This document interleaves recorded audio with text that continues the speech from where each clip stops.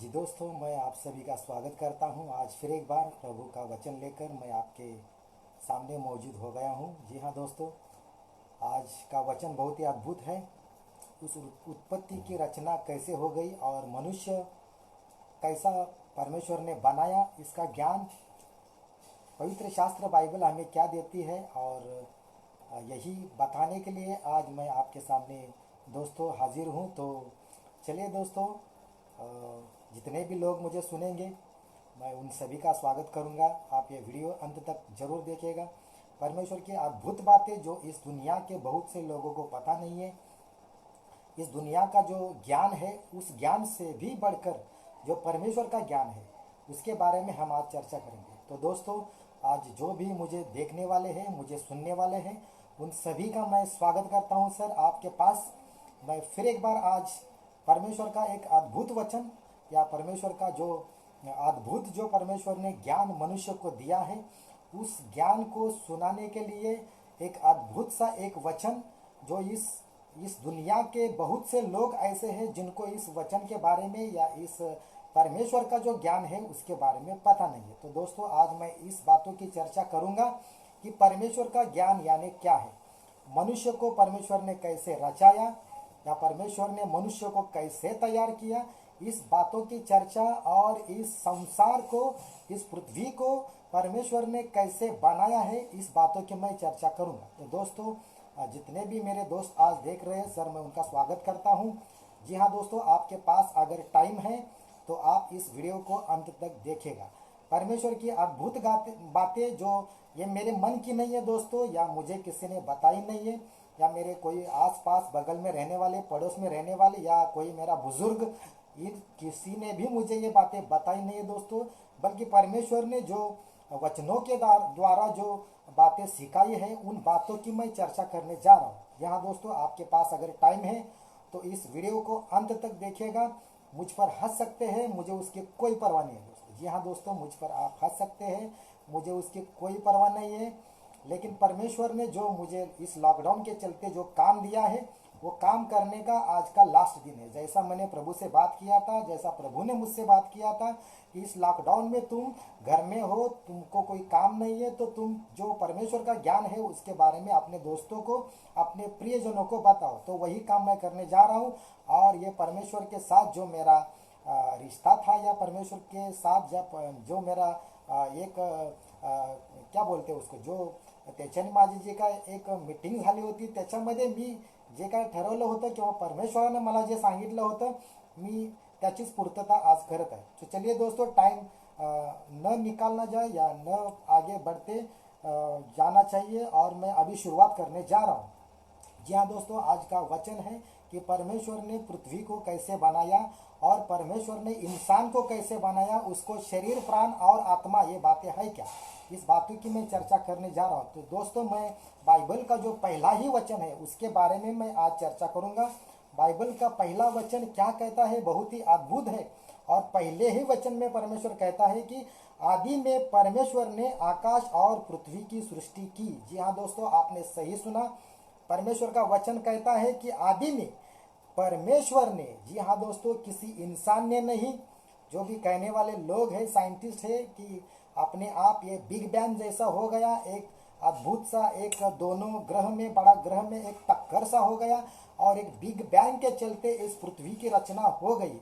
तो मैं उन सभी साइंटिस्ट या जो भी ऐसा कहना मानने वाले लोग हैं, उन्हें मैं एक ही सवाल पूछूंगा कि सर, ये जो अनंत जो क्या बोलते हैं उसको, ये जो विश्व है या जो अंतराल है, जी हाँ दोस्तों, जो अंतराल है जिसका अभी तक पता नहीं चला है कि ये कहाँ तक फैला हुआ है। जी हाँ दोस्तों, ये जो अंतराल की जिसकी मैं बात कर रहा हूँ, जिसका अभी तक लोगों को या साइंटिस्ट लोगों को पता नहीं है कि ये कहाँ तक फैला हुआ है। जी हाँ दोस्तों, तो मैं कहना चाहूँगा कि ये कोई बिग बैंग नहीं है, ऐसा कोई परमेश्वर का वचन में लिखा हुआ नहीं है, बल्कि परमेश्वर हमें कैसे समझाता है मैं आपके सामने रखूंगा। और कहिए, अगर इंसान ऐसा कहता है, अगर कोई साइंटिस्ट ऐसा कहता है, जिसको भी मेरी आवाज़ जा रही है, जो भी मुझे सुन रहा है, वो सब सुन ले कि ऐसा कोई अगर कहता है कि अपने आप ये तैयार हुआ है, तो दोस्तों ये आपकी गलतफहमी है।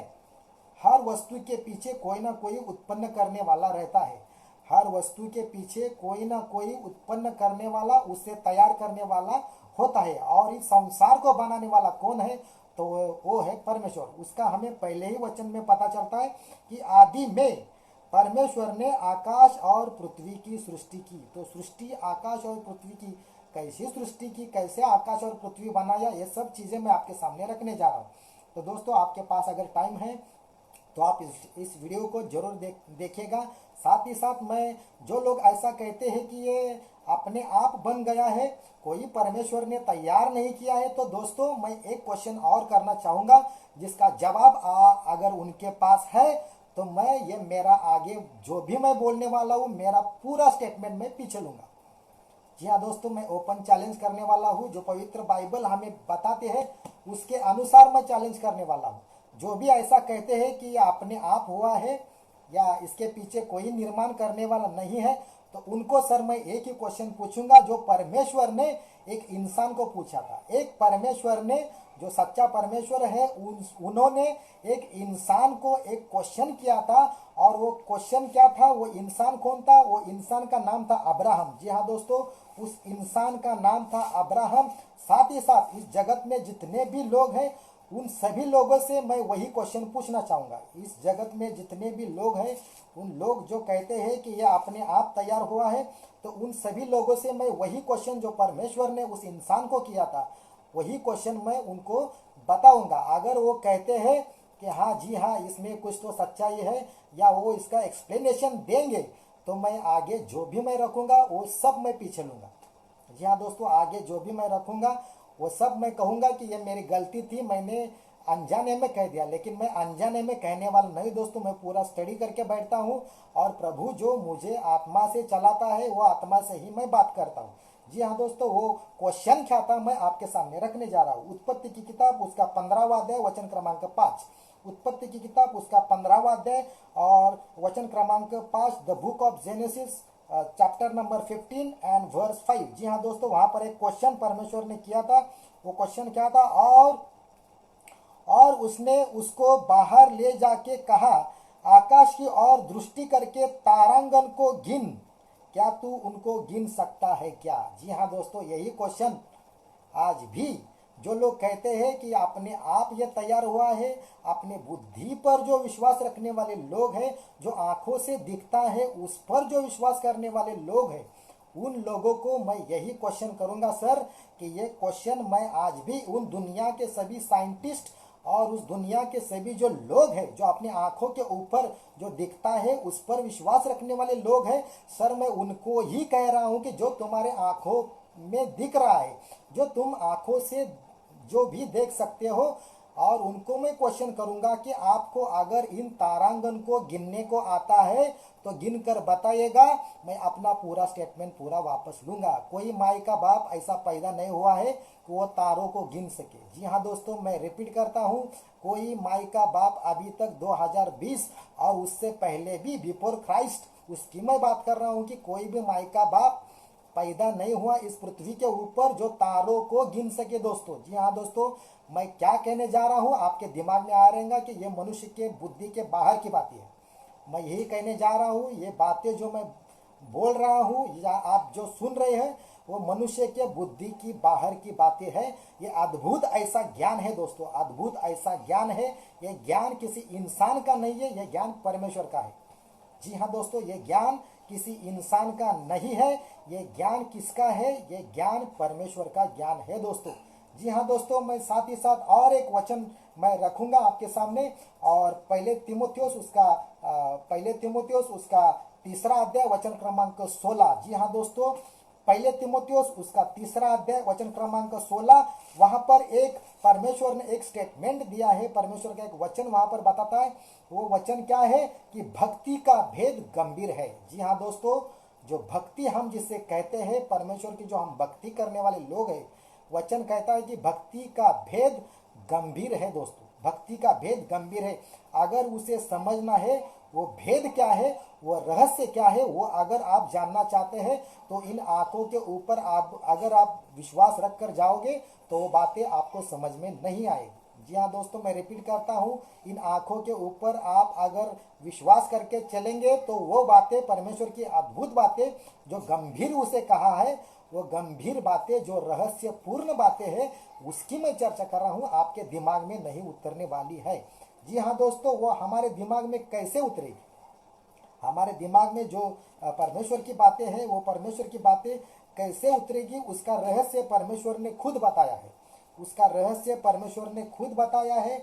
वह रहस्य क्या है? दूसरे कुरिन्थियोस हम पढ़ेंगे, दूसरे कुरिन्थियोस उसका माफ कीजिएगा, पहले कुरिन्थियोस उसका दूसरा अध्याय, पहले कुरिन्थियोस उसका दूसरा अध्याय में पढ़ने जा रहा हूँ। वहां पर परमेश्वर ने बताया है कि अगर ये बातें तुम जानना चाहते हो तो एक ही तरीका है, और वो तरीका क्या है मैं आपके सामने रखने जा रहा हूँ। जी हाँ दोस्तों, वहां पर लिखा है वचन क्रमांक 7, पहले कुरिन्थियोस उसका दूसरा अध्याय वचन क्रमांक 7, परंतु हम परमेश्वर का वह गुप्त गुप्त ज्ञान, भेद भेद की रीति पर कहते हैं या बताते हैं। जी हाँ दोस्तों, परमेश्वर का वह गुप्त ज्ञान कहा है, परमेश्वर का वह गुप्त ज्ञान, मैं रिपीट करता हूँ, परमेश्वर का वह गुप्त ज्ञान। जी हाँ दोस्तों, ये ज्ञान लोगों को नहीं है, परमेश्वर का वचन खुद कहता है, फिर भी सिद्ध लोगों में हम ज्ञान सुनाते हैं। जी हाँ दोस्तों, मराठी में लिखा है, जे पोक्त आहेत त्यांनाच आम्ही देवाचं ज्ञान सांगतो। जी हाँ दोस्तों, जे पोक्त आहेत त्यांनाच आम्ही देवाचं ज्ञान सांगतो। जे आपल्या डोळ्यावरती भरोसा ठेवून चालतात, आपल्या बुद्धीवरती भरोसा ठेवून चालतात, ते पोक्त नाही आहेत असं देवाचं वचन सांगत आहे। आणि म्हणून हे ज्ञान जर कुणाला सांगायचं असेल तर जे पोक्त लोक आहेत, पोराटकी लोकांना नाही, तर जे पोक्त आहेत त्या पोक्त लोकांनाच परमेश्वर म्हणतो की मी देवाचं ज्ञान सांगतो, कारण पोराटकी पोरांना हे देवाचं ज्ञान समजणार नाही। जे पोक्त आहेत, जे ज्ञानी झालेले आहेत, जे विचारवंत आहेत, त्यांनाच परमेश्वराचं ज्ञान समजणार आहे, पोरांना समझणार नहीं है, ऐसा देवाच वचन सांगत है। साथ ही साथ वचन मैं आगे पढ़कर बताऊंगा कि क्या कहा है परमेश्वर ने। पहले कुरिन्थियोस उसका दूसरा अध्याय वचन क्रमांक 10 और 11, वहां पर परमेश्वर कहता है, परंतु परमेश्वर ने उनको अपने आत्मा के द्वारा हम पर प्रकट किया है। जी हाँ दोस्तों, परमेश्वर कहता है कि जो परमेश्वर का ज्ञान है वो परमेश्वर ने इस आत्मा के द्वारा ही, परमेश्वर ने उसका जो ज्ञान है, उसका जो रहस्य है, उसका जो भेद है, वो मनुष्य को प्रकट किया है, ऐसा वचन हमें कहता है। जी हाँ दोस्तों, आपको समझ में आ रहा है नहीं आ रहा है मुझे कुछ पता नहीं है दोस्तों, लेकिन आप अंत तक बने रहेगा, अद्भुत चीजें आपके सामने मैं रखने जा रहा हूँ। परमेश्वर का वचन कहता है कि परंतु परमेश्वर ने उनको अपने आत्मा के द्वारा हम पर प्रकट किया है, क्योंकि आत्मा सब बातें वरन परमेश्वर की जो गूढ़ बातें भी जांचता है। जी हाँ दोस्तों, आत्मा परमेश्वर का कहना यह है कि मनुष्य का जो आत्मा है वो आत्मा ही परमेश्वर की गुप्त जो बातें हैं, वो गूढ़ रहस्य है, वह जान सकता है। जी हाँ दोस्तों, मैं क्या कहने की कोशिश कर रहा हूँ या आप क्या सुन रहे हैं दोस्तों, मुझे यकीन है कि आपको समझ में आ रहा है। जी हाँ दोस्तों, आगे कहा है, मनुष्य में से कौन किसी मनुष्य की बातें जानता है। जी हाँ दोस्तों, मनुष्य में से कौन किसी मनुष्य की बातें जानता है? केवल मनुष्य की आत्मा जो उसमें है, वैसे ही परमेश्वर की बातें भी कोई नहीं जानता, केवल परमेश्वर का आत्मा ही जानता है। जी हाँ दोस्तों, परमेश्वर का ज्ञान कौन जान सकता है? जिसके पास परमेश्वर कहता है कि मेरा ज्ञान है, मेरा आत्मा है, वही परमेश्वर की बातें जान सकता है, ऐसा परमेश्वर का वचन कहता है। तो जी हाँ दोस्तों, आपको समझ में आया रहेगा। अगर किसी को ये बातें समझ में नहीं आया रहेंगे तो कृपया आगे का मेरा वीडियो मत देखिएगा। जी हाँ दोस्तों, मैं यहाँ पर खुल्लम खुल्ला बोलना चाहता हूँ कि अगर आपको ये बातें आत्मा से जो ज्ञान परमेश्वर देता है, या आत्मा से ही हम उसे ढूंढ सकते हैं, उसका रहस्य हमें पता चलता है, ये बातें अगर आपके समझ में नहीं आ रही है तो कृपया मेरा आगे का वीडियो मत देखिएगा, क्योंकि ये सब आत्मा की बातें हैं। इसलिए परमेश्वर कहता है कि भक्ति का भेद गंभीर है। जी हाँ दोस्तों, भक्ति का भेद गंभीर है। तो मैं शुरू करने जा रहा हूँ दोस्तों। ये जो बताया था वो बताना जरूरी था, नहीं तो आगे आप विश्वास नहीं रखोगे। जी हाँ दोस्तों, तो आपको अगर विश्वास करने का है तो आत्मा से ही सब बातें देखने का है। अगर आपको विश्वास करने का है कि कैसे पृथ्वी बनाया, आप मुझे उल्टा सुल्टा क्वेश्चन करेंगे तो उसका जवाब मैं नहीं दे पाऊंगा। मैं जवाब ऑलरेडी दे गया हूं कि अगर कोई है तो इन तारों को जो आपके आंखों के सामने है उनको गिन कर बताइएगा, तभी मैं जानूंगा कि वो महाबुद्धिमान या महाज्ञानी है। लेकिन इस दुनिया में ऐसा कोई मनुष्य इंसान पैदा ही नहीं हुआ। पृथ्वी से आरंभ से लेकर के अभी तक जो प्रेजेंट टेंस में हम चल रहे हैं वहां तक, और आगे भी कोई ऐसा इंसान पैदा नहीं होने वाला है। तो जी हाँ दोस्तों, परमेश्वर का वचन कहता है कि परमेश्वर का ज्ञान है, अद्भुत बातें हैं। तो वचन क्रमांक 1 पर मैं फिर से आऊंगा, क्योंकि परमेश्वर का ज्ञान जो आत्मा से हमें बताता है, हमें आत्मा से देखने का है कि वहां पर परमेश्वर ने क्या प्रकट किया है। तो वचन कहता है कि आदि में परमेश्वर ने आकाश और पृथ्वी की सृष्टि की। जी हाँ दोस्तों, वचन कहता है कि आदि में परमेश्वर ने आकाश और पृथ्वी की सृष्टि की। जी हाँ दोस्तों, आदि में परमेश्वर है, आदि में परमेश्वर था और अंत में भी परमेश्वर रहेगा। कहाँ लिखा है मैं अभी आपके सामने पढ़कर दिखा रहा हूँ। द बुक ऑफ रेवल्यूशन, प्रकाशित वाक्य, उसका 22वां अध्याय वचन क्रमांक 13। वहां पर प्रभु परमेश्वर, जो परमेश्वर है, ये खुद को एक्सपोज करता है या खुद को बताता है कि वो कैसा है। वो आदि से लेकर के अंत तक वही है दोस्तों, और उसी ने सब कुछ बनाया। मैं वचन पढ़ने जा रहा हूँ, प्रकाशित वाक्य 22वां अध्याय वचन क्रमांक 13। वहां पर लिखा है, परमेश्वर का वचन कहता है कि मैं अल्फा और ओमेगा, पहला और अंतिम, आदि और अंत हूँ। जी हाँ दोस्तों, आपने अगर वचन सुना नहीं सुना मुझे कुछ पता नहीं है, लेकिन मुझे यकीन है कि आप सुन रहे। वचन कहता है, परमेश्वर कहता है कि मैं अल्फा और ओमेगा, अल्फा और ओमेगा यानी कि पहला और अंतिम परमेश्वर कहता है, यानी कि आदि और अंत परमेश्वर कहता है मैं ही हूँ। जी हाँ दोस्तों, इसलिए परमेश्वर कहता है कि आदि में परमेश्वर ने, ऐसा वचन लिखा है। तो क्या किया? आदि में परमेश्वर ने ही आकाश और पृथ्वी की सृष्टि की है दोस्तों। यह बात आपको समझ में आना चाहिए। कोई ही बिग बैंग नहीं हुआ है। अगर कोई ऐसा कहता है कि बिग बैंग से ही ये पृथ्वी तैयार हुई है, तो दोस्तों बाकी की चीजें फिर कहाँ से तैयार हो गई? जी हाँ दोस्तों, पृथ्वी को अगर आप कहते हैं तो बाकी की जो तारे हैं उनको किसने बनाया? जी हाँ दोस्तों, तो बाकी के जो ग्रह है, ये जो सूरज है उसको किसने बनाया? ये जो चंदा है उसको किसने बनाया? ये सब चीजें मनुष्य के बुद्धि की बाहर की है दोस्तों। जितना भी खोज करना चाहिएगा, हम उसके एंड तक अगर पहुंचने की कोशिश करेंगे तो इस बुद्धि से हम कामयाब नहीं होने वाले हैं। इस बुद्धि से हम कामयाब नहीं होने वाले हैं। ऐसा मैं प्रभु के वचन के अनुसार मैं आपको बताना चाहता हूँ। तो परमेश्वर ही आदि है, वो ही अंत है। उसी ने आदि में परमेश्वर ने ही सब कुछ बनाया, ऐसा परमेश्वर का वचन कहता है। जी हाँ दोस्तों, तो साथ ही साथ मैं पढ़ूंगा कि परमेश्वर ने आदि में क्या क्या बनाया। परमेश्वर का पवित्र शास्त्र बाइबल हमें सिखाती है कि परमेश्वर ने टोटल 6 दिन लिए ये सब कुछ तैयार करने के लिए। जी हाँ दोस्तों, मैं रिपीट करता हूँ, परमेश्वर ने 6 दिन लिए ये सब कुछ तैयार करने में, ऐसा परमेश्वर का वचन कहता है। तो जी हाँ दोस्तों, वचन कहता है कि परमेश्वर ने आकाश और पृथ्वी की सृष्टि की, ऐसा पहला वचन है।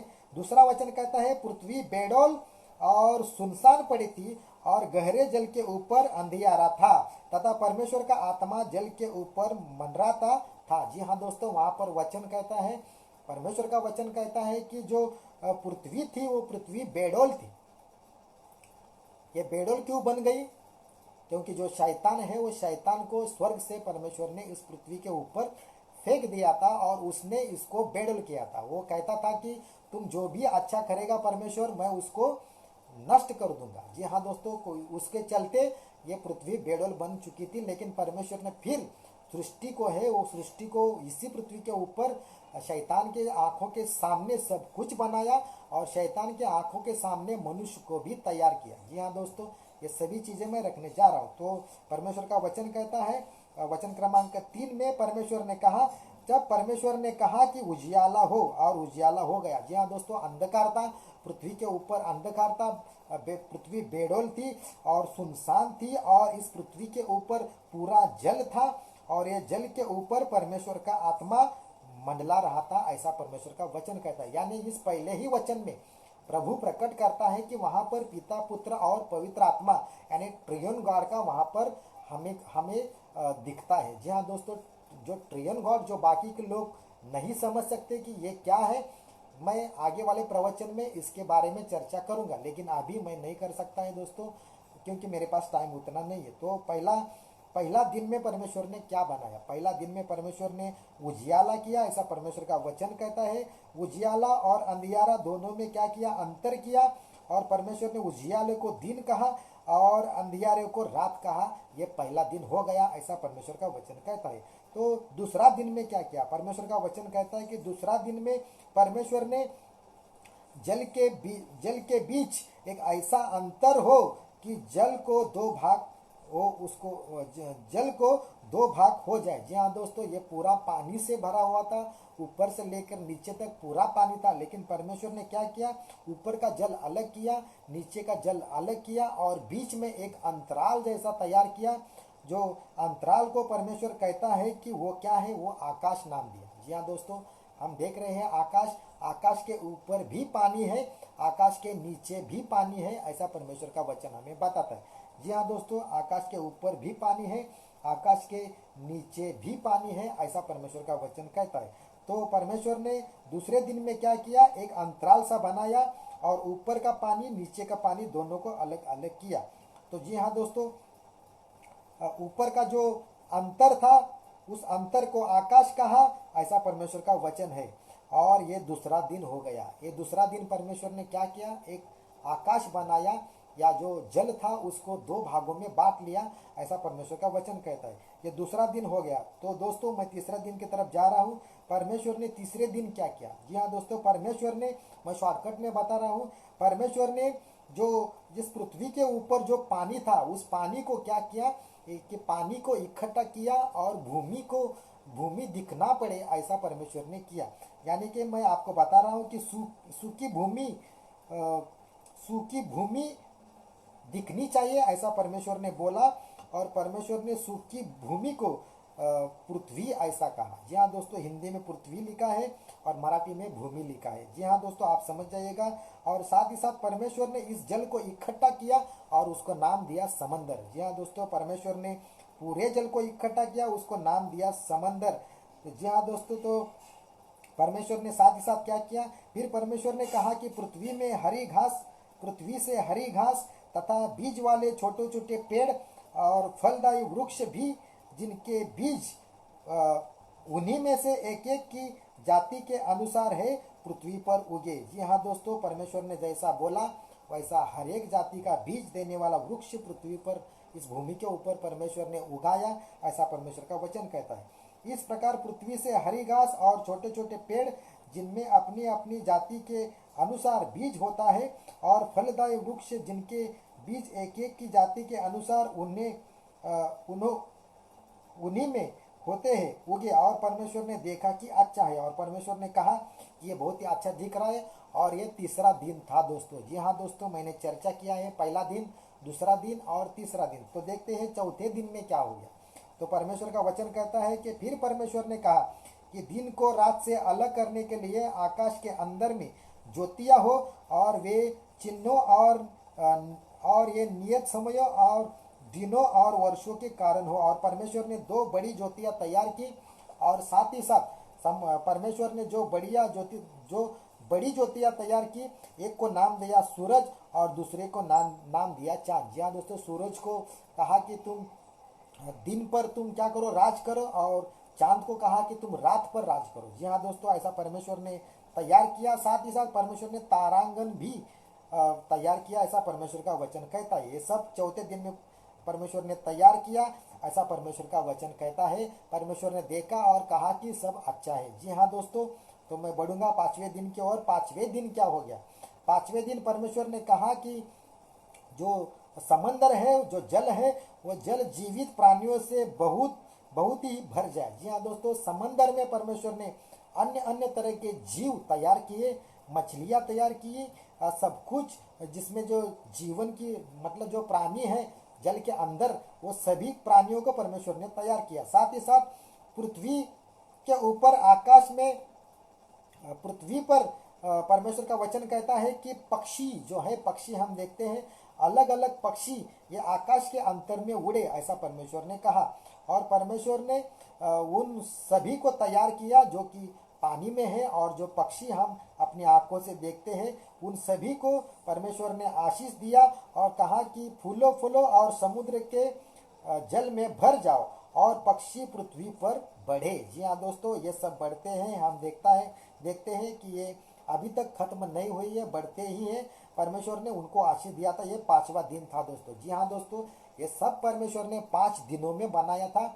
और जो 6वां दिन था, वो 6वें दिन में क्या हो गया, इसकी बातों की चर्चा मैं अभी करने जा रहा हूँ दोस्तों। 6वें दिन में क्या हो गया, उन बातों की चर्चा मैं अभी करने जा रहा हूँ। 6वें दिन में परमेश्वर ने अद्भुत तरीके से कुछ नया बनाया था और इंसान को बनाया था। इसकी चर्चा मैं करने जा रहा हूँ। जी हाँ दोस्तों, वचन कहता है कि फिर परमेश्वर ने कहा, पृथ्वी से एक जाति के जीवित प्राणी, एक जाति के जीवित प्राणी अर्थात घरेलू पशु और रेंगने वाले जंतु और पृथ्वी के वन पशु जाति जाति के अनुसार उत्पन्न हो। जी हाँ दोस्तों, तो परमेश्वर ने 6वें दिन जो पशु है, जो जंगल में हम पशु देखते हैं, या जो घरेलू पशु है, या रेंगने वाले जो भी जंतु है, ये परमेश्वर ने 6वें दिन में तैयार किया था। ऐसा परमेश्वर का वचन हमें बताता है। साथ ही साथ परमेश्वर ने और एक 6वें दिन में एक अद्भुत कार्य किया था। वो अद्भुत कार्य क्या था कि मनुष्य की निर्मित। जी हाँ दोस्तों, 6वें दिन में परमेश्वर ने एक अद्भुत कार्य किया था। और वो अद्भुत कार्य क्या था कि मनुष्य को परमेश्वर ने तैयार किया था। वो कैसे तैयार किया था, मैं आपके सामने रखने जा रहा हूँ। तो फिर परमेश्वर ने कहा, हम मनुष्य को अपने स्वरूप के अनुसार अपनी समानता में बनाए। जी हाँ दोस्तों, परमेश्वर ने कहा कि मनुष्य को हम, यहाँ पर हम शब्द है, ये हम शब्द क्यों आया है, उसके अगर हम उस पर हम ध्यान देंगे तो वहाँ पर ट्राइन गॉड हमको देखने को मिलता है, यानी पिता, पुत्र और पवित्र आत्मा। यहाँ पर तीनों का यहाँ पर मौजूद होना ये हमें दिखाता है। और वो कह रहे थे कि हम, वो कह रहे थे कि हम। जी हाँ दोस्तों, परमेश्वर ने ऐसा नहीं कहा कि मैं, वहाँ पर शब्द है दोस्तों हम। तो हम ये कौन है, पिता, पुत्र और पवित्र आत्मा, ट्राइन गॉड है। तो हम मनुष्य को अपनी स्वरूप के अनुसार अपनी समानता में बनाए। ये स्वरूप और समानता क्या है, ये मैं आपके सामने रखूंगा। ये स्वरूप और समानता क्या है, मैं आपके सामने बाद में रखूंगा। और पहले मैं ये बताना चाहूँगा कि मनुष्य को परमेश्वर ने कैसे बनाया, मनुष्य को या इंसान को परमेश्वर ने कैसे बनाया। तो परमेश्वर का वचन कहता है कि वचन क्रमांक 27, तब परमेश्वर ने मनुष्य को अपने स्वरूप के अनुसार उत्पन्न किया।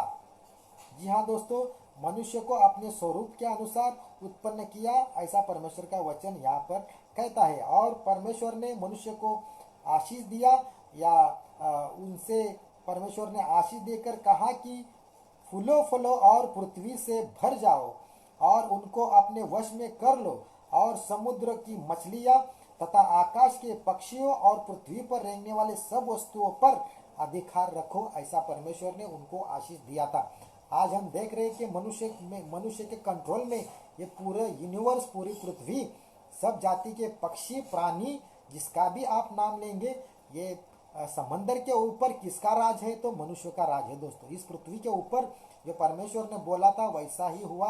मनुष्य को एक अधिकार दिया था इन सभी चीज़ों के ऊपर, ऐसा ही हो रहा है, ऐसा परमेश्वर का वचन कहता है। तो मनुष्य को परमेश्वर ने कैसे तैयार किया था, इसको मैं आपके सामने रखने जा रहा हूँ। लोग कहते हैं, साइंटिस्ट कहता है कि मनुष्य की जो पैदाइश हो गई, या मनुष्य तैयार हो गया कि पानी में से एक अमीबा जैसा जीव, उसके चलते पृथ्वी की जो प्राणी है वो तैयार हुए, समंदर के प्राणी तैयार हो गए, और उस अमीबा के कारण रेंगते रेंगते ऐसा कुछ तो मनुष्य जो मंकी जैसा दिखता था वैसा बन करके बाद में मनुष्य हो गया, ऐसा साइंस हमें बताती है। लेकिन साइंस क्या बताते हैं, इसके ऊपर हम ध्यान नहीं देंगे, क्योंकि वह मनुष्य की बातें है। जी हाँ दोस्तों, साइंस हमें क्या कहता है, इसके ऊपर हम विश्वास नहीं रखेंगे, क्योंकि ये सब मनुष्य की बातें हैं। लेकिन हम जो है, परमेश्वर का वचन कहता है कि हम विश्वास से चलने वाले लोग हैं। परमेश्वर कहता है कि हम विश्वास से चलने वाले, विश्वास से देखने वाले हम लोग हैं। और इसी कारण हम परमेश्वर की ओर देखेंगे, हम आत्मा से उस परमेश्वर को ढूंढेंगे। और परमेश्वर क्या कहता है कि मनुष्य को परमेश्वर ने कैसे तैयार किया, मैं आपके सामने रखने जा रहा हूँ। उत्पत्ति की किताब उसका 2 अध्याय वचन क्रमांक 7, वहां पर मैं पढ़ूंगा कि मनुष्य को परमेश्वर ने कैसे तैयार किया। तब यहोवा परमेश्वर ने आदम को भूमि की मिट्टी से रचा। जी हाँ दोस्तों, वचन कहता है कि आदम को, जो पहला मनुष्य आदम था और पहली जो स्त्री जो आदम से परमेश्वर ने तैयार की उसका नाम हवा रखा था। परमेश्वर कहता है कि तब परमेश्वर ने आदम को भूमि की मिट्टी से रचा और उसके नथनों में जीवन का श्वास फूंक दिया और आदम जीवित प्राणी बन गया। जी हाँ दोस्तों, आपने सुना या नहीं सुना मुझे पता नहीं है। परमेश्वर ने क्या किया, परमेश्वर ने जो पृथ्वी के ऊपर जो मट्टी थी उस मट्टी को अपने हाथ में लिया और उस मट्टी को उसने बराबर आकार दिया। परमेश्वर ने अपने जैसा ही आकार दिया उस मट्टी के पुतले को। और परमेश्वर का वचन कहता है कि परमेश्वर ने जो अपना आत्मा है उस आत्मा परमेश्वर ने उस मनुष्य के अंदर फूंक दिया और मनुष्य जो है यह मनुष्य जीवित प्राणी बन गया, ऐसा परमेश्वर का वचन कहता है। जी हाँ दोस्तों, साइंस क्या कहते हैं हमें पता नहीं है वो, क्योंकि वो मनुष्य की बुद्धि की बातें हैं, लेकिन ये जो ज्ञान है ये परमेश्वर का ज्ञान है, मनुष्य की बुद्धि के बाहर का है। मैं पहले इसका वर्णन कर चुका हूँ। जी हाँ दोस्तों, आपको समझ में आ गया रहेगा, मुझे ये विश्वास है। तो परमेश्वर ने इंसान को कैसे बनाया, मट्टी से बनाया। अगर कोई साइंस कहता है कि ये सब ऐसा हो गया वैसा हो गया, तो मैं उनको कहना चाहूँगा कि आप पहले मट्टी तैयार करके दिखाओ, फिर आगे का आपको हमें बताओ। जी हाँ दोस्तों, मैं कहूँगा कि पहले आप, वो साइंटिस्ट लोगों को मैं कहूँगा कि आप पहले मट्टी तैयार करके दिखाओ। नहीं कर सकते दोस्तों, इंसान नहीं कर सकता है, ये इंसान के दिमाग के बाहर की बात है। तो किसने तैयार किया है, आदि में परमेश्वर ने तैयार किया है। जी हाँ दोस्तों, आदि में परमेश्वर ने तैयार किया। क्यों? क्योंकि परमेश्वर ही आदि है और वो ही अंत है। ऐसा प्रकाशित वाक्य 22वां अध्याय वचन क्रमांक 13 में हमें पढ़ने को मिलता है। तो जी हाँ दोस्तों, मट्टी से बनाया और वचन कहता है कि और उनके नथनों में जीवन का श्वास फूंक दिया और आदम जीवित प्राणी बन गया, ऐसा वचन कहता है। साथ ही साथ मैं और एक वचन पढ़कर मैं बताऊंगा कि मनुष्य और जो प्राणी है, जो पक्षी है, उनमें क्या अंतर है। जी हाँ दोस्तों, मनुष्य में क्या अंतर है और प्राणी और पक्षी उनमें क्या अंतर है। क्या पक्षी और प्राणी भी परमेश्वर ने अपने हाथों से और मट्टी से बनाए थे? जी हाँ दोस्तों, उसको वचन को मैं रखूंगा। उसका उत्तर यहीं पर है, उत्पत्ति की किताब उसका 2 अध्याय और वचन क्रमांक 19 में उसका उत्तर हमें मिलता है। तो उत्तर क्या है, 19वां वचन में परमेश्वर कहता है, और यहोवा परमेश्वर भूमि में से सब जाति के बनेले पशुओं और आकाश के सब भांति के पक्षियों को रचकर आदम के पास ले आया कि देखे कि वह उनका क्या क्या नाम रखता है। जी हाँ दोस्तों, तो वचन कहता है कि परमेश्वर ने मट्टी से ही, इस भूमि की जो मट्टी है उस मट्टी से ही जो भी प्राणी है, जो भी हम देख रहे हैं, उन पक्षियों को परमेश्वर ने, पक्षियों को और पशुओं को, ऐसा परमेश्वर का वचन कहता है। तो उनको भी परमेश्वर ने मट्टी से ही बनाया था। लेकिन एक चीज मैं आपको बोलना चाहूंगा कि उनको शरीर है, उनको प्राण है, लेकिन पक्षियों को और पशुओं को आत्मा नहीं है। जी हाँ दोस्तों, पशुओं को और पक्षियों को परमेश्वर ने जो बनाया था मिट्टी से, अपना शब्द से उनको तैयार किया कि वो जीवित बन जाए, ऐसा शब्द कहकर मैं आगे वचन रखूंगा कि ये शब्द क्या है। शब्द कहकर उन्हें जीवित प्राणी बनाया था, लेकिन उनमें आत्मा नहीं है। एक खाली इंसान ही, मनुष्य ही ऐसा परमेश्वर ने बनाया कि वचन कहता है 2 अध्याय वचन क्रमांक 7 में कि उनके नथनों में जीवन का श्वास फूंक दिया। जी हाँ दोस्तों, आत्मा जो है वो आत्मा फूंकने का कार्यक्रम खाली इंसान में ही हुआ है, पशु पक्षियों में ये आत्मा चीज नहीं है दोस्तों। पशु और पक्षियों में आत्मा नाम की चीज नहीं है। तो इंसान को आत्मा क्यों दिया, उसका मैं प्रकाशन रखने जा रहा हूँ। इंसान को आत्मा क्यों दिया और क्या सचमुच में इंसान एक शरीर, प्राण और आत्मा है? जी हाँ दोस्तों, ये इंसान खाली दिखने में ऐसा है, खाली शरीर अपने को दिखता है, लेकिन परमेश्वर का वचन कहता है कि यह शरीर ही नहीं है, उसको आत्मा भी है और प्राण भी है। जी हाँ दोस्तों, आप सही सुन रही है, ये जो इंसान ऐसा दिखता है बाहर से वो ऐसा नहीं है। प्रभु का वचन कहता है, परमेश्वर का वचन हमें प्रकाश में ले जाता है कि वो एक शरीर भी है, वो एक प्राण भी है और एक आत्मा भी है। कहाँ लिखा है मैं पढ़कर बताऊंगा। इसका प्रकाशन पौलुस को दिया था कि मनुष्य शरीर, प्राण और आत्मा है। थेसलनिकरास पहले पत्र उसका 5वां अध्याय वचन क्रमांक 23 मैं पढ़कर बताऊंगा। जी हाँ दोस्तों, थेसलनिकरास उसका पहला पत्र और 5वां अध्याय वचन क्रमांक 23, वहाँ पर हमें प्रकाशन मिलता है कि इंसान जो दिखता है वो इंसान वैसा है ही नहीं, उसमें शरीर भी है, उसमें प्राण भी है और वो एक आत्मा भी है। जी हाँ दोस्तों, मैं पढ़कर बताऊंगा दोस्तों, मुझे मिल नहीं रहा है, 2 मिनट रुकिएगा। जी हाँ दोस्तों, थेसलनिकरास उसका पहला पत्र उसका 5वां अध्याय और वचन क्रमांक 23 मैं आपके सामने रखने जा रहा हूँ। तो क्या लिखा है वचन, वहाँ पर हमें क्या कहता है वो पढ़ेंगे, आपको अपने आप समझ में आ जाएगा। थेसलनिकरास पहले पत्र उसका पहले थेसलनिकियोस उसका 5वां अध्याय और वचन क्रमांक 23 मैं पढ़कर बताऊंगा। वहाँ पर पौलुस को क्या प्रकाशन मिला था, वहाँ पर पौलुस को प्रकाशन ये मिला था। वो कहता है अपने वचन में, वचन क्रमांक 23 में पौलुस कहता है कि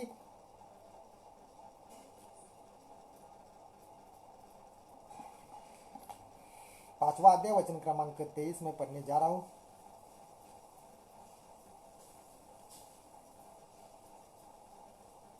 जी हाँ दोस्तों, मुझे मिल नहीं रहा है दोस्तों, माफ़ कीजिएगा। मेरे पास जो बाइबल है मराठी बाइबल वो मेरा फेवरेट है और उसमें मुझे तुरंत ही मिलता है। मैं पढ़कर बताऊंगा। थेसलनिकरास पहले पत्र उसका 5वां अध्याय और वचन क्रमांक 23 वहाँ पर क्या लिखा है मैं पढ़कर बताऊंगा। जी हाँ दोस्तों, मुझे मिला है।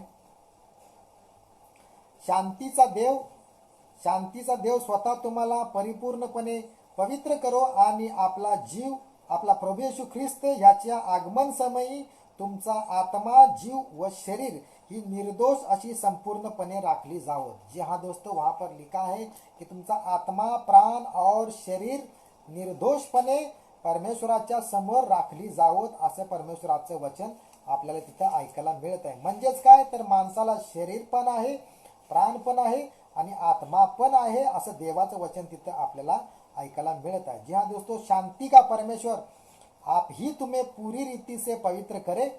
शांति का परमेश्वर आप ही तुम्हें पूरी रीति से पवित्र करे और तुम्हारी आत्मा और प्राण और देह हमारे प्रभु यीशु मसीह के आने तक पूरे और निर्दोष सुरक्षित रहते हैं। यहाँ पर जिक्र किया है कि आत्मा, प्राण और शरीर, इन तीनों का यहाँ पर जिक्र किया है। उससे हमें पता चलता है कि इंसान एक अलग है। जी हाँ दोस्तों, इससे हमें पता चलता है कि इंसान एक अलग है। तो दोस्तों, हम थोड़ा इसके ऊपर भी ध्यान देंगे कि आत्मा, शरीर और प्राण क्या है। जी हाँ दोस्तों, कोई अगर सुन रहा है तो ये बहुत ही अच्छी बात है। आप सभी का मैं स्वागत करता हूँ। आत्मा क्या है, प्राण क्या है और शरीर क्या है, इसके बारे में मैं चर्चा करनी। जी हाँ दोस्तों, जो शरीर जो दिखता है बाहर से वो शरीर है। जो भी आपको बाहर की जो भी दिखाई दे रहा है वो एक शरीर है। प्राण क्या है, प्राण और आत्मा ये अलग अलग बातें हैं। जी हाँ दोस्तों, प्राण और आत्मा एक अलग अलग बातें हैं। हम देखते हैं पशुओं को, हम देखते हैं पक्षियों को, तो हमें पता चलता है कि उन्हें शरीर है और प्राण है। जी हाँ दोस्तों, उन्हें शरीर है, उन्हें प्राण है, लेकिन उन्हें आत्मा नहीं है। ये आत्मा है तो क्या है? जी हाँ दोस्तों, इसकी चर्चा मैं करूँगा। ये आत्मा है तो क्या है? इंसान की तरफ हम अगर देखते हैं तो इंसान को शरीर दिखता है, उसको प्राण भी दिखता है। जी हाँ दोस्तों, उसको शरीर दिखता है, उसको प्राण भी दिखता है। प्राण म्हणजेच मराठीमध्ये त्याला मन म्हटलेलं आहे। जी हाँ दोस्तों, जीव किंवा मन म्हटलेलं आहे, त्याला जीव किंवा मन म्हटलं आहे। जी हाँ दोस्तों, बुद्धि यानी इंटेलिजेंस। सुनिए दोस्तों, ये प्राण क्या है उसके बारे में मैं बता रहा हूँ। मनुष्य को बुद्धि है यानी इंटेलिजेंस है, मनुष्य को भावना है यानी इमोशंस है, और मनुष्य को इच्छा है यानी विल है। जी हाँ दोस्तों, मनुष्य को बुद्धि है यानी इंटेलिजेंस है, मनुष्य को भावना है यानी इमोशंस भी है, और मनुष्य को विल है यानी मनुष्य को इच्छा भी है। तो ये तीन बातें, जी हाँ दोस्तों, जब ये तीन बातें हम देखते हैं तो उसको ही हम क्या कहते हैं? उसको ही हम मन कहते हैं। ये तीनों बातें जब एक साथ जुड़ जाते हैं तो मन का निर्माण करती है। जी हाँ दोस्तों, ये तीनों बातें जब एक साथ जुड़ जाती हैं तो मन का निर्माण करते हैं। उसी को हम प्राण कहते हैं, उसी को हम अंतकरण कहते हैं, त्यालाच आपण हृदय असं म्हणतो। जी हाँ दोस्तों, या सगळ्या वर्ड ज्या आहेत त्याचा उच्चार एकच आहे, ते म्हणजे मन, प्राण, अंतकरण आणि हृदय. हे कसं तयार होतं? तर बुद्धी, भावना आणि इमोशन्स म्हणजे भावना आणि विल म्हणजे इच्छा, या सगळ्या गोष्टी एकत्र येतात. तुम्ही लक्षात ठेवा मैं क्या कहने जा रहा हूँ.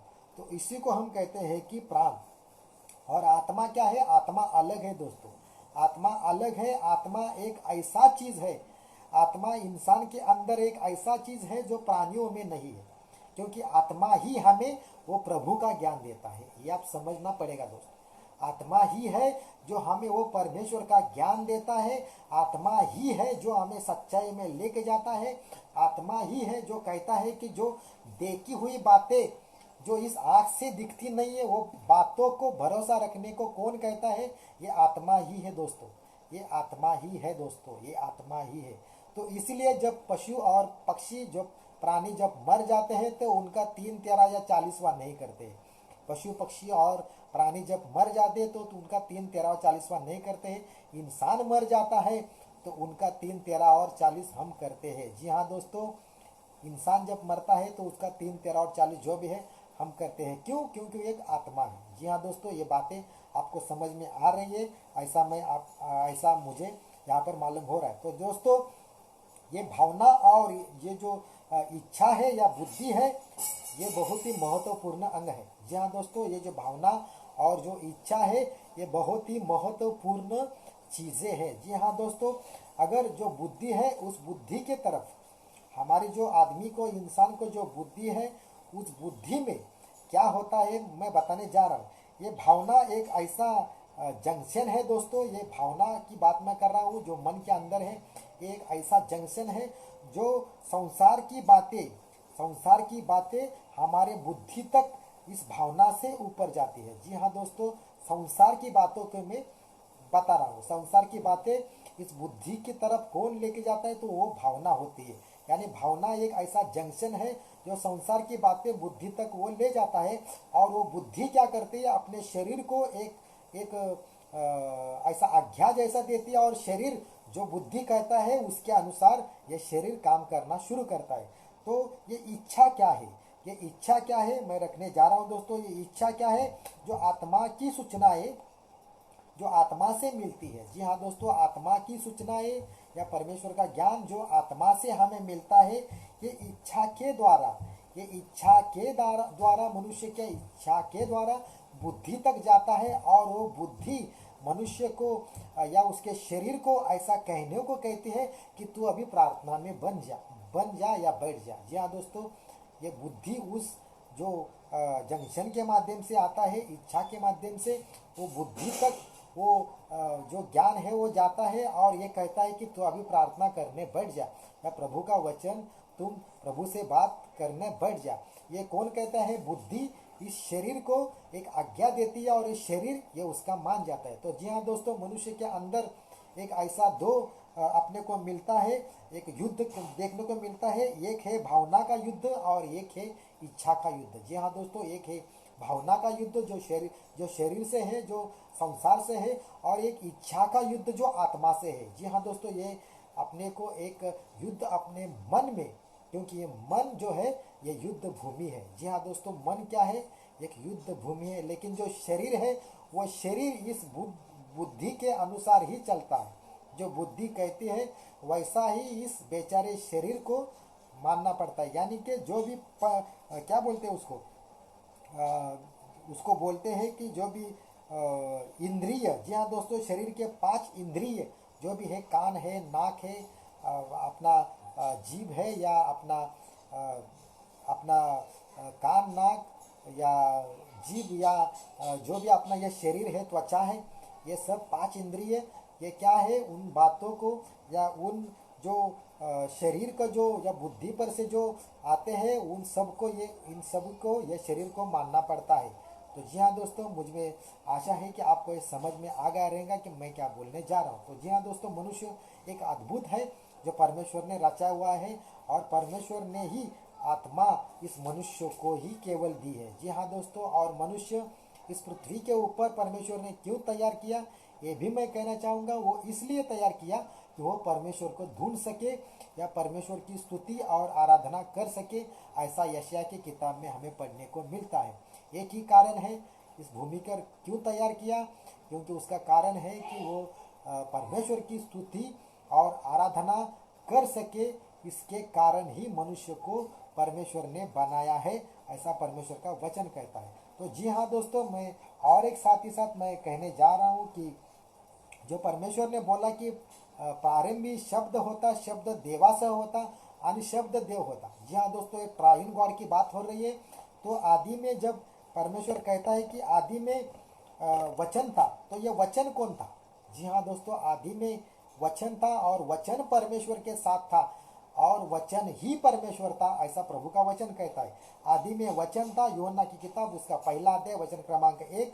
आदि में वचन था और वचन परमेश्वर के साथ था और वचन परमेश्वर था। जी हाँ दोस्तों, ये आदि में वचन कौन था?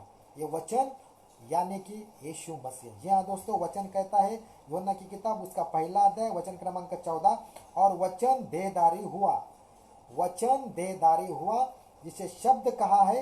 ये शब्द या वचन, मराठीमध्ये शब्द आणि हिंदीमध्ये वचन असे म्हटलेलं आहे। तो वचन देहधारी हुआ और वचन क्रमांक 10, वह जगत में था और जगत उसके द्वारा उत्पन्न हुआ और जगत ने उसे नहीं पहचाना। जी हाँ दोस्तों, वह जगत में था और जगत उसके द्वारा तैयार हुआ, ऐसा परमेश्वर का वचन कहता है। कैसे तैयार हुआ मैं बोलूँगा, मैं आगे सुनाऊंगा।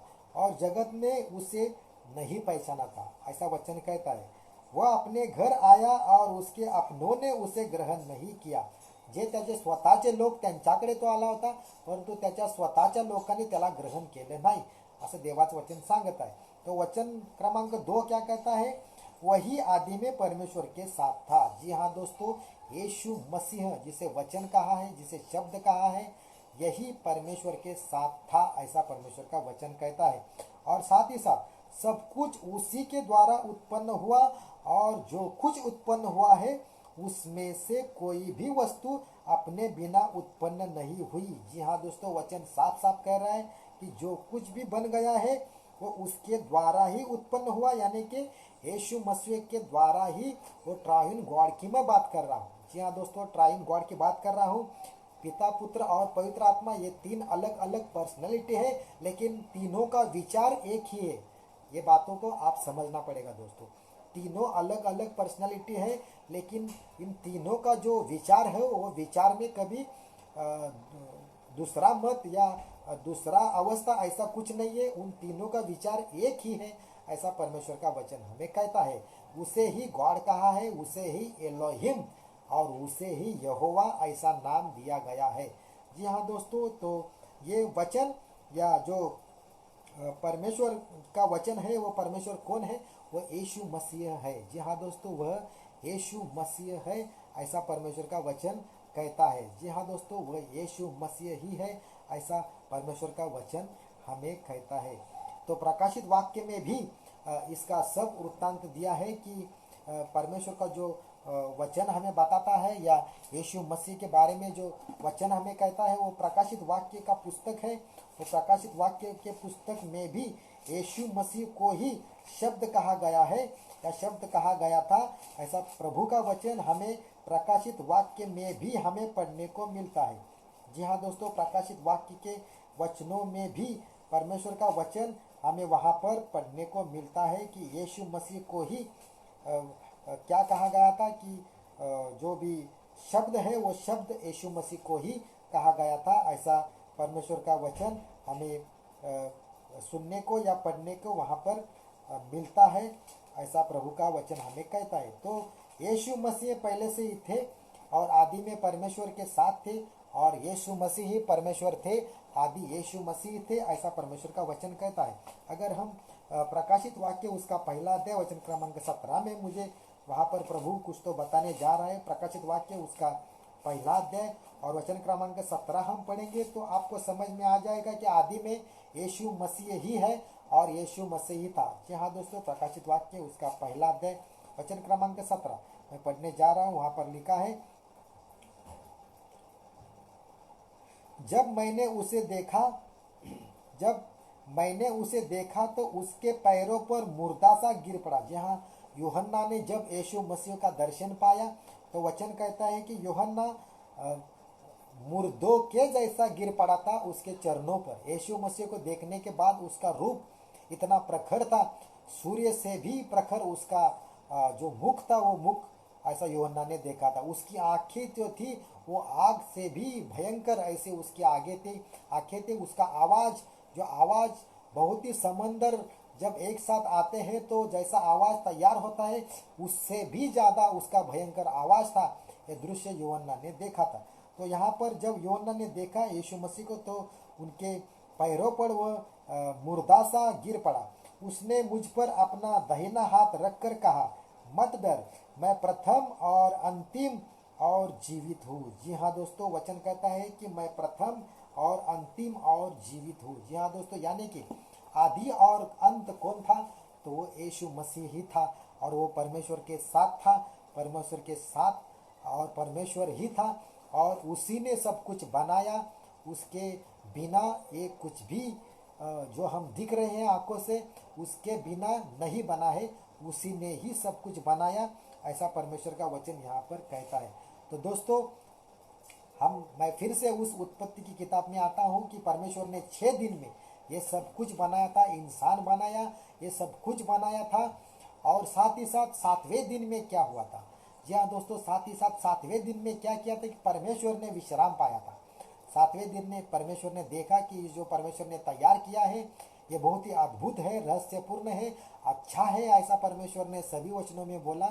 और साथ ही साथ वचनों में बोलने के बाद परमेश्वर ने क्या किया कि 7वें दिन में विश्राम किया और ये 7वां दिन आशीषित किया। जी हाँ दोस्तों, ये 7वां दिन आशीषित किया, ऐसा परमेश्वर का वचन कहता है। और वही विश्राम के बारे में परमेश्वर मनुष्य को भी बताता है कि आप अगर मेरे पास आओगे तो वही विश्राम में तुम भी रहोगे। जी हाँ दोस्तों, वचन कहता है कि आप, ये मनुष्य जो भी इन बातों पर विश्वास रखता है, उस विश्वास रखने वाले लोगों को खाली परमेश्वर कहता है कि जो मैंने विश्राम किया था, जिस विश्राम के बारे में परमेश्वर कह रहा है, उस विश्राम क्या है, वो कब है, वो कब मनुष्य को मिलने वाला है। जैसा परमेश्वर ने विश्राम किया था वैसा ही विश्राम प्रभु जो उस पर विश्वास रखने वाले लोग हैं उनको देना चाहता है। अगर आप इस पृथ्वी के ऊपर आप जीवित हैं और तभी आप परमेश्वर की बातों को जानेंगे और जो आत्मा जो परमेश्वर का है उस आत्मा से उसे ढूंढने की कोशिश करोगे, तभी आप जान जाओ कि परमेश्वर यानी क्या है। जी हाँ दोस्तों, परमेश्वर अद्भुत है। मनुष्य की बातों जो भी दिखता है और जो भी मनुष्य सोचता है उससे भी कई गुना ये परमेश्वर की बातें हैं दोस्तों। जी हाँ दोस्तों, उससे भी कई बढ़कर गुना जो भी मेरा दोस्त देख रहा है उनका मैं स्वागत करता हूँ। जी हाँ दोस्तों, जो आप ने नहीं सुना है वो शुरुआत से सुनिएगा, मैं उसको शेयर जरूर करूँगा अभी। अद्भुत चीज़ है दोस्तों कि परमेश्वर ने कैसे तैयार किया, ये मनुष्य को कैसे तैयार किया और इन पृथ्वी को और जो जो भी दिख रहा है वो कैसे तैयार किया। तो जी हाँ दोस्तों, परमेश्वर का वचन कहता है कि सब जो तैयार किया वो परमेश्वर के शब्द के सामर्थ्य से तैयार हुआ। जी हाँ दोस्तों, वचन कहता है कि जो भी तैयार हुआ वो परमेश्वर के शब्द से ही तैयार हो गया है, ऐसा परमेश्वर का वचन कहता है। कहाँ लिखा है मैं पढ़कर बताऊंगा। भजन संहिता उसका 33वां अध्याय वचन क्रमांक 6। भजन संहिता उसका 33वां अध्याय और वचन क्रमांक 6, वहाँ पर हमें क्या प्रभु का वचन बताता है कि परमेश्वर ने कैसे बनाया। भजन संहिता उसका 33वां अध्याय और वचन क्रमांक 6, आकाश मंडल यहोवा के वचन से है। जी हाँ दोस्तों, देवाच्या शब्दाने आकाश आणि सर्व काही तयार झालं असं देवाचं वचन तिथं मराठीमध्ये लिहिलेलं आहे। हिंदी में लिखा है आकाश मंडल यहोवा के वचन से है। जी हाँ दोस्तों, आकाश मंडल यहोवा के वचन से है। और साथ ही साथ मैं मराठी भी जो लोग सुनते हैं उनको भी मैं सर सुनकर बताऊंगा। 33वां अध्याय वचन क्रमांक 6 बहुत ही अच्छी तरीके से पढ़ने को मिलता है। परमेश्वराच्या शब्दाने आकाश निर्माण झाले आणि त्याच्या मुखश्वासाने आकाशातील सर्व सैन्य निर्माण झाले। म्हणजेच काय तर परमेश्वर शब्द बोलला, असं होऊ दे असं बोलला आणि सगळं काय तयार झालेलं आहे। जी हाँ दोस्तों, परमेश्वर सामर्थ्यवान आहे, त्याच्या मुखामध्ये सामर्थ्य आहे, त्याच्या मुखामध्ये अद्भुत असं सामर्थ्य आहे। जो तो बोलतो ते होतं, असं देवाचं वचन आपल्याला सांगत आहे. जी हा दोस्तो, विश्वास तुम्ही जोपर्यंत ठेवणार नाही, तुमच्या विश्वास जोपर्यंत ठेवणार नाही तोपर्यंत तुम्हाला ह्या गोष्टी समजणार नाहीत. कारण परमेश्वर म्हणतो की विश्वासाने, ज्याला तो आत्म्याच्या द्वारे तू जेव्हा सांगितलेल्या गोष्टीवर किंवा वचनावर विश्वास ठेवशील तरच तुला या अद्भुत गोष्टी माहिती होणार आहेत, नाही तर माहीत होणार नहीं है. साथ ही साथ मैं और एक वचन मैं पढ़कर बताऊंगा, साथ ही साथ में और एक वचन मैं पढ़कर बताऊंगा कि भजन संहिता इसका 148 और वचन क्रमांक 4. उससे पहले मैं इब्रानियों की किताब उसका 11वां अध्याय वचन क्रमांक 3, वहां पर भी लिखा है कि कैसे तैयार हुआ था. इब्रानियों की किताब उसका 11वां अध्याय और वचन क्रमांक 3, वहां पर भी परमेश्वर ने बताया है, पौलुस को प्रकाशन दिया था कि परमेश्वर ने यह कैसे बनाया है. तो इब्रानियों की किताब उसका 11वां अध्याय मैं पढ़कर बताऊंगा. बहुत ही अद्भुत वहां पर वचन लिखा है और वो क्या है मैं पढ़कर बताऊंगा. इब्रानियों की किताब उसका 11वां अध्याय वचन क्रमांक 3, तिथं म्हटलेलं आहे की विश्वासाने आपल्याला कळते की देवाच्या शब्दाने विश्वाची रचना झाली, अशी की जे दिसते ते दृश्य वस्तूपासून झाले नाही. जी हाँ दोस्तों, वहां पर वचन साफ साफ कहता है कि विश्वासाने आपल्याला कळते. जोपर्यंत आपण विश्वास ठेवणार नाही तोपर्यंत आपल्याला कळणार नहीं. जब तक हम विश्वास नहीं रखेंगे तब तक ये बातें हमको समझ में नहीं आएगी दोस्तों. तो परमेश्वर का वचन क्या कहता है कि विश्वास से ही हमें पता चलता है कि परमेश्वर के शब्द के अनुसार ये विश्व की रचना हुई है. ये जो भी दिख रहा है वो दृश्य वस्तु से नहीं बल्कि परमेश्वर के द्वारा ही सब कुछ तैयार हुआ है. ऐसा परमेश्वर का वचन वहाँ पर हमें हिंदी में पढ़ने को मिलता है. जी हाँ दोस्तों, तो आप भी अगर आप इस मन से या अपने विश्वास से या आत्मा से उस परमेश्वर को नहीं ढूंढोगे तब तक आपको ये बातें समझ में नहीं आएंगी सर. आपको ये बातें समझ में नहीं आएंगी. आप मुझ पर हंस सकते हैं, क्या बेवकूफ़ जैसा बात कर रहा है बोल सकते हैं दोस्तों, लेकिन जो चैलेंज मैंने किया है वो कोई भी अगर इस दुनिया में पृथ्वी का माई का लाल है तो मेरा चैलेंज एक्सेप्ट कीजिएगा. ये मेरा नहीं है, परमेश्वर का चैलेंज है. और वो परमेश्वर का चैलेंज जो अब्राहम को दिया था, उत्पत्ति की किताब उसका 15वां अध्याय वचन क्रमांक 5 में जो अब्राहम को बोला था परमेश्वर ने कि तू इस तारों को गिन सकता है तो गिन कर दिखा. अब्राहम कहा कि प्रभु मैं नहीं गिन सकता हूँ, मैं विश्वास ही से तुम पर भरोसा रखना चाहूँगा. और वचन कहता है की अब्राहमाने देवावर विश्वास ठेवला आणि देवानं त्याला त्याचा विश्वास नीतिमत्व असं त्याला गणण्यात आलेलं आहे. जी हाँ दोस्तों, अब्राहम ने कहा कि मैं प्रभु नहीं गिन सकता है, मैं इतना ज्ञानी नहीं हूँ. वो क्या, इस दुनिया के अंदर जितने भी ज्ञानी लोग हैं जो खुद को कहते हैं कि मैं ज्ञानी हूँ, जो कोई भी हो, उनको वो भी अगर सोचेंगे कि मैं गिनूंगा तो वो पॉसिबल नहीं है दोस्तों. तो ये अद्भुत बातें हैं, परमेश्वर की बातें हैं. ये बाइबल साइंस है दोस्तों. जी हाँ दोस्तों, ये बाइबल साइंस है दोस्तों. तो परमेश्वर ने सब कुछ तैयार किया, मनुष्य को भी तैयार किया. मनुष्य एक अलग है, उसको आत्मा है, ये मत भूलिएगा. मनुष्य एक अलग अलग प्राणी है, अलग इंसान है, उसको एक आत्मा है.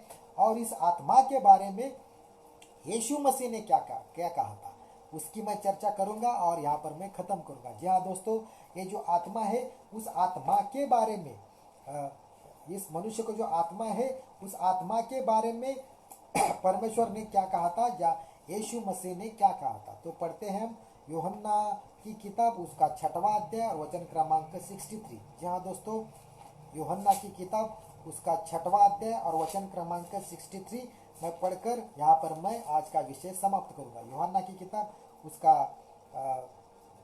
6वां अध्याय और वचन क्रमांक 63 मैं पढ़ूंगा यहाँ पर आपके लिए.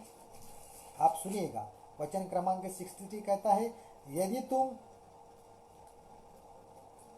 माफ कीजिएगा, वचन कहता है आत्मा तो जीवनदायक है. जी हाँ दोस्तों, आत्मा तो जीवनदायक है, ऐसा यीशु मसीह का स्टेटमेंट है. शरीर से कुछ लाभ नहीं. जी हाँ दोस्तों, यीशु मसीह यहाँ पर कह रहे हैं कि शरीर से, जो शरीर हमको दिखता है, जिस पर हमें भरोसा है, अपनी आंखों पर भरोसा है, अपने कानों पर हमें भरोसा है, लेकिन परमेश्वर कहता है ये क्या है जो शरीर की तुम बातें कर रहे हो, है इंसान, ये शरीर की जो बातें तुम करता है, ये शरीर क्या है, ये नशवंत है, ये नाश होने वाला है, ऐसा यीशु मसीह का स्टेटमेंट है। जो बातें मैं तुमसे कही वे ही आत्मा है और जीवन भी है दोस्तों। जी हाँ दोस्तों, यीशु मसीह कहते हैं कि जो बातें मैंने तुझसे कही है वे आत्मा है और जीवन भी है, यानी कि आत्मा से आत्मा तो जीवनदायक है। यानी कि यीशु मसीह यहाँ पर कहना चाहते हैं कि भाई ये जो शरीर है, शरीर से कोई लाभ नहीं है, बल्कि जो आत्मा है उस आत्मा का आप रक्षण करने को सीख लो। वो आत्मा बहुत ही इम्पॉर्टेंट चीज़ है। ये आत्मा क्या है, जब तक ये बात मनुष्य नहीं समझेगा तब तक परमेश्वर के बारे में वो नहीं जान पाएगा। जी हाँ दोस्तों, मैं रिपीट करता हूँ, ये आत्मा क्या है, ये परमेश्वर ने दिया हुआ इंसान को दिया है, किसी प्राणी को नहीं, किसी पक्षी को नहीं। ये मरते हैं तो वो खत्म होता है, लेकिन इंसान का जो आत्मा है, ये आत्मा बहुत ही अद्भुत ऐसा है। ये आत्मा बहुत ही अद्भुत ऐसा है। ये शरीर से कोई लाभ नहीं है दोस्तों, इस शरीर से कोई लाभ नहीं है। ऐसा क्यों कह रहे हैं? अगर मेरा कोई भाई अगर मुझे पूछेगा कि शरीर जो है ये शरीर नाशवंत है, जो शरीर है ये शरीर नाशवंत है, ऐसा परमेश्वर का वचन कहता है। उपदेशक की किताब उसका 2 अध्याय वचन क्रमांक 7, वहाँ पर क्या लिखा है मैं पढ़ूंगा। उपदेशक, हिंदी में समुपदेशक और मराठी में उपदेशक, 2 अध्याय वचन क्रमांक 7। तेव्हा माती पूर्ववत मातीस मिळेल आणि देवाने दिलेला आत्मा देवाकडे परत जाईल, असं देवाचं वचन तिथं लिहिलेलं आहे। माती पूर्ववत मातीस मिळेल आणि देवाने दिलेला आत्मा देवाकडे पुन्हा परत जाईल। म्हणजे आत्मा काय आहे, तर हा आत्मा जो आहे तो नाशवंत नहीं है, तर तो अमर है। जी हाँ दोस्तों, आत्मा क्या है? आत्मा नाशवंत नहीं है, बल्कि आत्मा जो है वो आत्मा अमर है। मैं हिंदी में भी पढ़कर बताऊंगा हमारे दोस्तों को कि वहाँ पर वचन क्या कहता है। जी हाँ दोस्तों, समुपदेशक समुपदेशक उसकी किताब मैं पढ़कर बताऊंगा कि वहाँ पर परमेश्वर का वचन क्या कहता है। समुपदेशक उसका 11वां अध्याय वचन क्रमांक 7 मैं पढ़ूंगा। समुपदेशक उसका 11वां अध्याय वचन क्रमांक 7 मैं पढ़ूंगा। वचन कहता है, समुपदेशक उसका माफ कीजिएगा 12वां अध्याय और वचन क्रमांक 7। समुपदेशक उसका 12वां अध्याय वचन क्रमांक 7 हिंदी में। तब मिट्टी जो कि तो मिट्टी में मिल जाएगी। जी हाँ दोस्तों, वचन कहता है कि जो परमेश्वर ने इंसान को मिट्टी से बनाया था, वो मिट्टी मतलब वो फिर से इस मिट्टी में मिल जाएगा। जिस शरीर को तयार किया था परमेश्वर ने, ये शरीर पुन्हा मातीत मिळेल आणि ते मातीच होतं, त्याची राखच होते मित्रांनो, लक्षात घ्या तुम्ही। आणि म्हणून परमेश्वराचं वचन काय सांगत आहे की तब मिट्टी जो कि तो मिट्टी में मिल जाएगी और आत्मा परमेश्वर के पास जिसने उसे दिया लौट जाएगी। जी हाँ दोस्तों, जो भी आत्मा परमेश्वर ने फूंका था इंसान के अंदर, आत्मा दिया था इसलिए जीवित प्राणी बन गया। ये मिट्टी फिर से मिट्टी में जाने वाली है, लेकिन परमेश्वर का जो आत्मा है वो परमेश्वर के पास ही जाने वाला है। तो ये सब चीज़ें दोस्तों आपको समझना पड़ेगा। ये अद्भुत बातें हैं, ये परमेश्वर की बातें हैं, ये किसी इंसान की बातें नहीं है, ये इस पृथ्वी का ज्ञान नहीं है। पृथ्वी पर जिन्होंने अपना अपना ज्ञान बांटा उन लोगों का ज्ञान नहीं है, बल्कि जो परमेश्वर है वो परमेश्वर डिटेल में हमें बताता है कि वो क्या है। जी हाँ दोस्तों, परमेश्वर डिटेल में बातें करता है हमसे, अगर हमारी इच्छा है तो। अगर हमारी इच्छा नहीं है तो दोस्तों कोई फ़ायदा नहीं है, गई भैंस पानी में। जी हाँ दोस्तों, अगर हमारी इच्छा नहीं है, अगर हम अपने ही ज्ञान से चलेंगे, अपने ही बुद्धि के अनुसार चलेंगे, जो आंखों से दिखता है उस पर हम भरोसा करेंगे, कानों से सुनते हैं उस पर हम भरोसा करेंगे, तो ये व्यर्थ है। जी हाँ दोस्तों, गांधी जी ने कहा था कि बुरा मत देखो, बुरा मत सुनो, बुरा मत कहो। जी हाँ दोस्तों, बुरा मत सुनो, बुरा मत देखो, बुरा मत कहो, गांधी जी ने कहा था।